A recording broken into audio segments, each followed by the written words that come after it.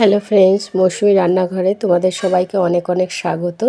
তো দেখো, আজকে আমি রান্না করব রুই মাছ। খুব সুন্দর পাতলাভাবে একটা ঝোল রান্না করব আলু আর ভেন্ডি দিয়ে। আর এখন জানোই বর্ষাকাল, মাছে কিন্তু ডিম হচ্ছে। তো সেই জন্য আমরা এখানে নিয়ে নিয়েছি রুই মাছ, আর মাছের ডিমটাও আছে। তো চলো এবার আমরা আস্তে আস্তে রান্নাটা করি। আর ফ্রেন্ডস, আমার রান্না যদি তোমাদের ভালো লাগে, লাইক শেয়ার কমেন্ট করো অবশ্যই, আর চ্যানেলটাকে সাবস্ক্রাইব করে দিও।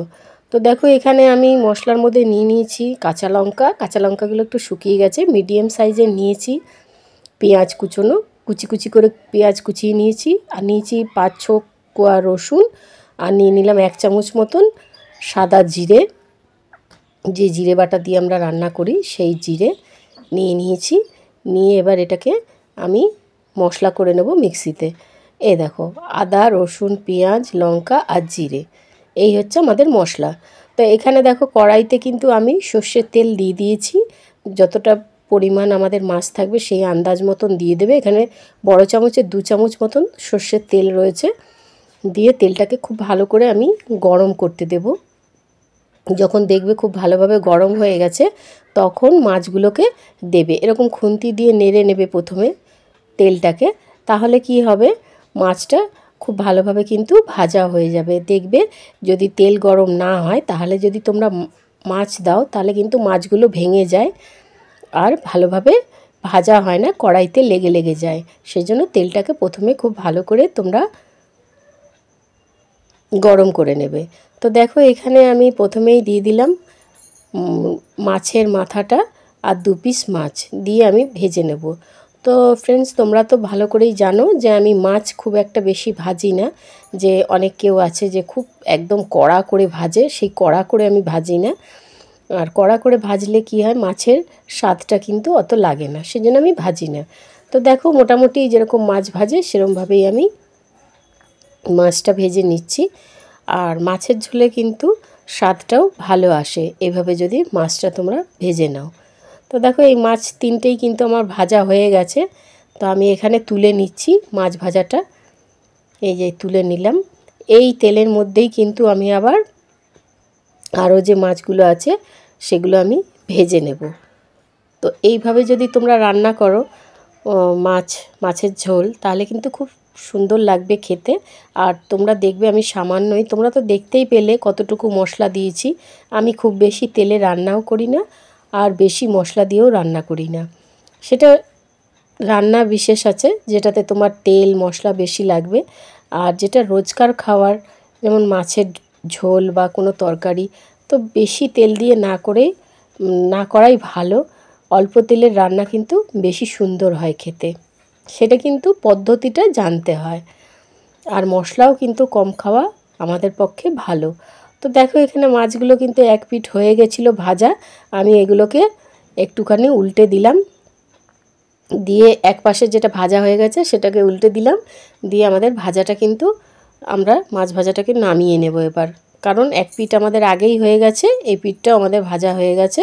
এবার আমরা এটাকে নামিয়ে নেব। তো নামিয়ে নিয়েছি। ওই তেলেই দেখো আমি দিয়ে দিলাম 1 চামচ মতন 5 ফোড়ন, আর দিয়ে দিলাম পেঁয়াজ কুচোটা। এই যে এর মধ্যে দিয়ে কিন্তু তেলের মধ্যে খুব ভালো করে আমরা একটু ভেজে নেব। খুব সুন্দর কিন্তু একটা পেঁয়াজ ভাজার মিষ্টি গন্ধ বেরোয়। আর 5 ফোড়ন ভাজলেও কিন্তু দারুণ কিন্তু একটা গন্ধ বেরোয়। কারণ তোমরা জানো যে যখনই আমরা ঝাল আচার করি, তখন কিন্তু একটু 5 ফোড়ন ভেজে আর ওটাকে একটু গুঁড়ো করে দিয়ে দিলে কিন্তু দারুণ সেন্ট হয়। তো দেখো, এখানে কিন্তু খুব ভালো করে আমাদের ভাজা হয়ে গেছে, পেঁয়াজ ভাজার একটা সুন্দর গন্ধ বেরিয়েছে। এবার আমি আলুগুলোকে দিয়ে দিচ্ছি ওই তেলে। আলুগুলোকে দিয়ে এবার আলুগুলোকেও আমি একটুখানি পেঁয়াজের সাথে ভেজে নেব।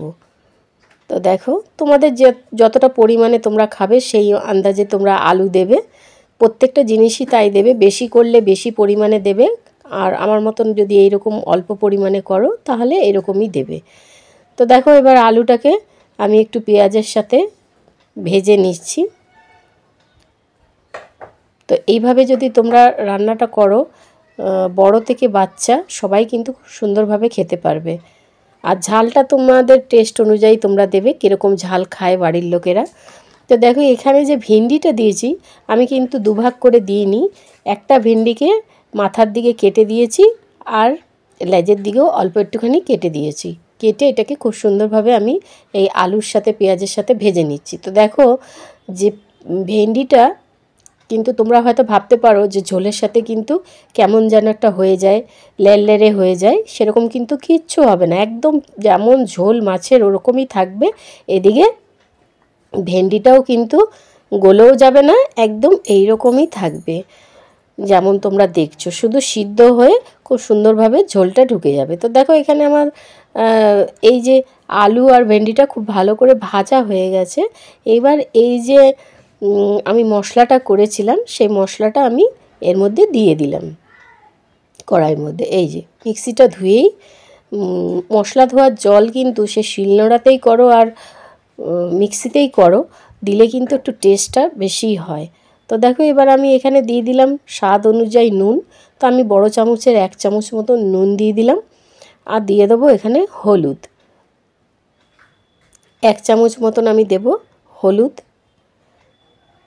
তো দেখো এখানে দিয়ে দিচ্ছি হলুদ, দিয়ে এবার এটাকে খুব ভালো করে কিন্তু কষাতে হবে। নুন হলুদ দেওয়ার পরে, মশলা দেওয়ার পরে খুব ভালো করে কিন্তু আমরা একটু কষিয়ে নেব। তো তার আগে দিয়ে দিচ্ছি এখানে দেখো কাশ্মীরি লঙ্কার গুঁড়ো। কাশ্মীরি লঙ্কার গুঁড়োটা তোমরা দিতেও পারো, নাও দিতে পারো, বাড়ির রোজকার রান্নাতে না দিলেও চলে। তো আমি অল্প একটু দিলাম, কারণ আমাদের বাড়িতে লোক এসছে, সেই জন্য একটু যাতে দেখতে ভালো হয়, লাল লাল হয়, সেই জন্য দিয়েছি। আর কাশ্মীরি লঙ্কার গুঁড়োতে কিন্তু কোনো সময় ঝাল হয় না, দেখতেই সুন্দর হয়, একটু লাল লাল হয়, দেখতে ভালো লাগে। তো দেখো এবার সব কিছু দিয়ে কিন্তু ভালো করে কষিয়ে নিতে হবে। যেহেতু মিক্সি দেওয়া জলটা দিয়েছিলাম সেই জন্য দেখো একটু মশলাতে কিন্তু জল জল ভাবটা রয়েছে। তো এটাকে কিন্তু খুব সুন্দরভাবে কষাতে হবে। আবার এতটাই কষিয়ে ফেলো না যাতে অনেকেও আছে মশলা কষাতে কষাতে সেই একটু লেগে লেগে যায় বা পুড়ে পুড়ে যায়, ওই রকম নয়। তোমরা একটা গন্ধই পাবে যে হ্যাঁ মশলা কষানো বা মশলা ভাজার একটা গন্ধই বেরোবে আলাদা। তো দেখো এখানে কিন্তু অনেকটা আমাদের এই যে মশলার যে জলটা ছিল সেটা কিন্তু অনেকটা কমে গেছে, গা মাখা মাখা হয়ে গেছে মশলাটা। আর আমাদের মশলা কষানো কিন্তু এবার বোঝা যাচ্ছে খুব সুন্দরভাবে কিন্তু হয়ে গেছে আর গন্ধও বেরোচ্ছে। তা আমি এখানে দিয়ে দেব জল পরিমাণ মতন, যেহেতু আমি এটাকে একটু পাতলা ঝোল রান্না করব সেজন্য আমি পরিমাণে জলটাকে একটু বেশিই দেব। তো দেখো এখানে আমি এই যে দিয়ে দিলাম জল, যেহেতু আলুটাও সিদ্ধ হবে, ভেন্ডি তো নরম জিনিস সিদ্ধ হয়েই যাবে, তো আলুটাকেও দেখো দিয়ে দিলাম, আলুটাও কিন্তু এটার মধ্যে ফুটবে, সেই জন্য এবার আলুটাকেও ফোটার জন্যই আমি একটুখানি জলটা বেশি দিলাম। তো তোমরা যদি পাতলা খাও ঝোল তাহলে একটু বেশি দেবে, আর যদি ঘন খাও তাহলে একটু কম দেবে পরিমাণে জলটা। তো দেখো এখানে কিন্তু টকবক করে খুব সুন্দরভাবে আমাদের মাছের ঝোল কিন্তু ফুটে উঠেছে। আর ভেন্ডিগুলোকে তোমরা দেখো যেমন ছিল তেমনই আছে, রান্নার পরেও কিন্তু এরকমই থাকবে। তো দেখো আমি একটা আলু কেটে দেখতে গেলাম যে সিদ্ধ হয়েছে কিনা, না সিদ্ধ হয়নি। আলুটা কিন্তু খুব ভালোভাবে সিদ্ধ হবে, সেজন্য আমাদেরকে একটু ঢাকা দিয়ে ঢেকে দিতে হবে। ঢাকা দিয়ে ঢেকে দিলে কিন্তু আলুগুলো খুব সুন্দরভাবে সিদ্ধ হয়ে যায়। তো দেখো আমি এখানে ঢাকা দিয়ে ঢেকে দিয়েছি। কিছুক্ষণ পরে আমি ঢাকা তুলে এই যে দেখছি 10 মিনিট মতন আমি ছেড়ে দিয়েছিলাম। দেখো ঝোলটাও কিন্তু আগের থেকে একটুখানি ঘন হয়ে গেছে আর আমাদের আলুগুলোও মনে হয় সিদ্ধ হয়ে গেছে। তো চলো একটা আলু কেটে দেখে নিই। এই দেখো খুব সুন্দরভাবে কিন্তু কেটে গেল। তো চলো আরেকটা আলু তোমাদেরকে কেটে দেখিয়ে দিচ্ছি। এই যে দেখো ভেঙে যাচ্ছে, তার মানে আমাদের আলু খুব সুন্দরভাবে সিদ্ধ হয়ে গেছে। আর ভেন্ডি তো সিদ্ধ হয়েই গেছে, আলু যখন সিদ্ধ হয়েছে তাহলে ভেন্ডিও সিদ্ধ হয়ে গেছে। এইবার দেখো এই যে আমাদের যে আলু ভেন্ডি যেটা একদম খুব ভালোভাবে ফুটে উঠেছে, ওর মধ্যে এবার আমরা যে মাছটা ভেজে রেখেছিলাম এক এক করে মাছটা দিয়ে দেবো। একদম লো ফ্লেম করে মাছগুলোকে ছাড়বো, নাহলে কিন্তু মাছগুলো ভেঙে যেতে পারে। তো দেখো আমি আস্তে আস্তে করে একটা একটা করে মাছগুলো সব ঝোলের মধ্যে ছেড়ে দিচ্ছি। এইভাবে যদি রান্না করো ছোট একটা বাচ্চা পর্যন্ত খেয়ে নিতে পারবে, ঝালের পরিমাণটা যদি তোমরা কম দাও। যেহেতু আমরা বড়রা খাবো সেই জন্য আমি একটুখানি লঙ্কা দিয়েছি, কাঁচা লঙ্কা। তো দেখো এখানে আমি দিয়ে দিচ্ছি মাছগুলো, সব দিয়ে দিলাম, মাছ ভাজা যেগুলো ভেজেছিলাম। তো দেওয়ার পরে এবার এটাকে একটুখানি আমি এই দেখো গ্যাসটাকে জোরে দিয়ে দিলাম যাতে একটু ভালো করে ফুটে যায়। তো আমাদের ঝোলটা কিন্তু খুব ভালোভাবে ফুটে উঠেছে, যেহেতু গ্যাসটাকে আমি একটু জোরে দিয়ে দিয়েছি। এইগুলো হলো মাছের ডিম। মাছের ডিমটা তোমাদেরকে আমি দেখাইনি। এখন তো জানোই বর্ষাকাল, মাছের মধ্যে ডিম হবেই, যে কোনো মাছ কিনতে গেলেই মাছের মধ্যে ডিম, আর ডিমটা খেতেও কিন্তু ভালো লাগে।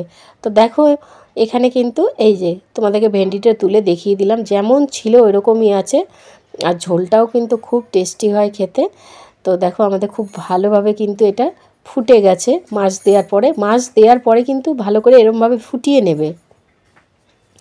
তো আমাদের কিন্তু মাছের ঝোল একদম খুব সুন্দরভাবে ফুটে গেছে, মাছের ঝোলও আমাদের রেডি হয়ে গেছে। এইবার আমরা কি করব, একটু গরম মশলা দিয়ে দেবো।